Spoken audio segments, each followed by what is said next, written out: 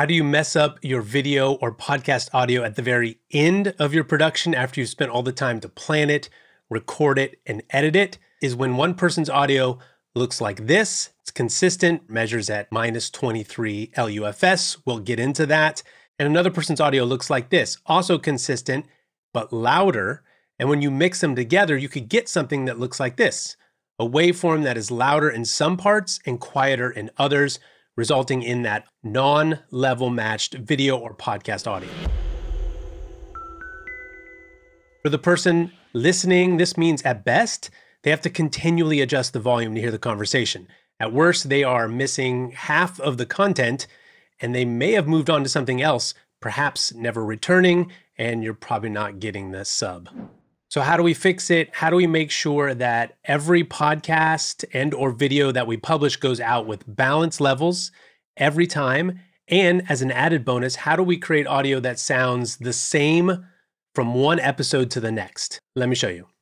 The easiest solution is a tool called Auphonic. It's browser-based, so it'll work regardless of what type of computer you have or what editing app you use. This is not a sponsored video. This is just what I use. And in my opinion, it's unmatched in what it does. And it's just so simple. And fortunately, there's a free tier, so anyone can get started using it and you may never have to pay depending on how much you need it. Here's how it's done in its easiest form. We're gonna go to auphonic.com, the link's in the description. You're gonna take your audio file, probably an already mixed and edited production. Simply gonna drag and drop that into the interface. Toggle down to Adaptive Leveler. And you'll see it says balances levels between speakers, music, and speech. Create an account if you don't already have one. Then select the Start Processing button. The audio uploaded and started processing. And when it's done, you'll be taken to this interface, which shows your file, and it actually shows the waveform. And then you simply download the file back to your computer and insert that into your production. If it's for video, make sure the two audio files are still in sync. You can check that by playing them together. Then just disable the original audio. And if this was a podcast production, you can now use the downloaded file to turn into an MP3, publish to your media host.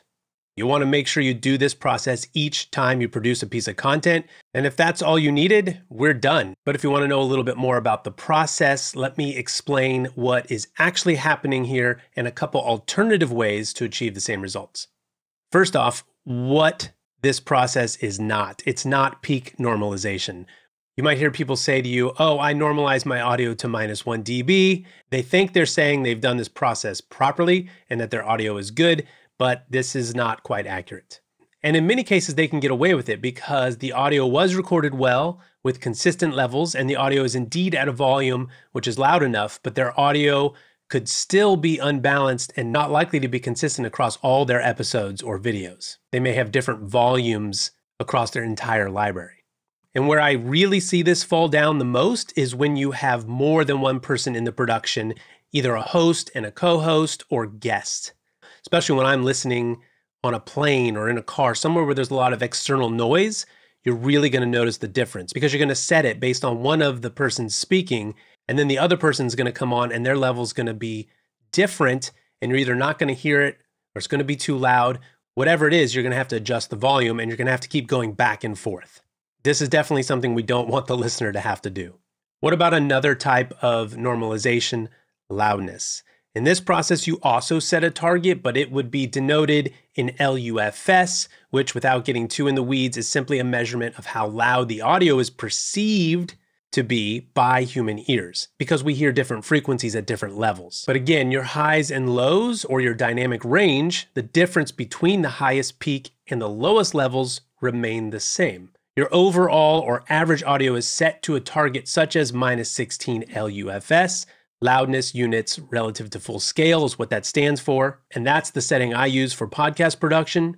Auphonic has a bunch of different presets that you can change, but your audio may still not be balanced because loudness normalization preserves that dynamic range.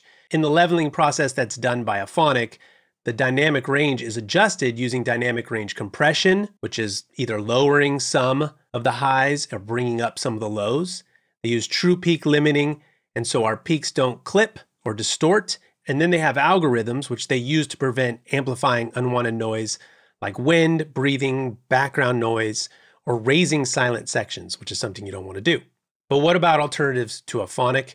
There is technically still an app called the Levelator, which was created before Auphonic, and it aims to do the same basic job of leveling the differences in loudness within a single audio file. However, it's not really supported anymore, so it's harder to get, but I'll leave a link in the description for that as well as everything else I've mentioned. And it doesn't do as good of a job because it doesn't have those algorithms that are helping to prevent adding additional noise the way Auphonic does. You could also use a loudness meter within your editing application. There are also some free plugins for this to measure the loudness of your audio while you're editing. So it allows you to see sections of your audio where the levels are not consistent with your final target level that you're defining, and then you can correct them in real time. The main takeaway here is that you want to make sure to level the audio in all of your productions so that the listener gets a consistent level and your content is not spoiled by the lack of attention to detail in your production quality. Don't fall down right at the end, you work too hard. Combining leveling with loudness normalization will also ensure that when someone watches your next video or listens to your next episode, the audio level will be the same as the previous production. This then allows the viewer or listener to settle into your content and binge without having to adjust the volume up and down to hear everyone that's speaking. This process is one of the final passes that I do that you should do before publishing to ensure that the listener really can have that lean back experience. They enjoy episode after episode or video after video, and hopefully you get a new subscriber instead of having them leave because they were too distracted by the production quality. And all of this, as you've seen, can be as easy as drag and drop. That's it. Subscribe if you like this. You probably have questions. Ask those in the comments. I'll answer them as soon as possible, and I'll see you next time.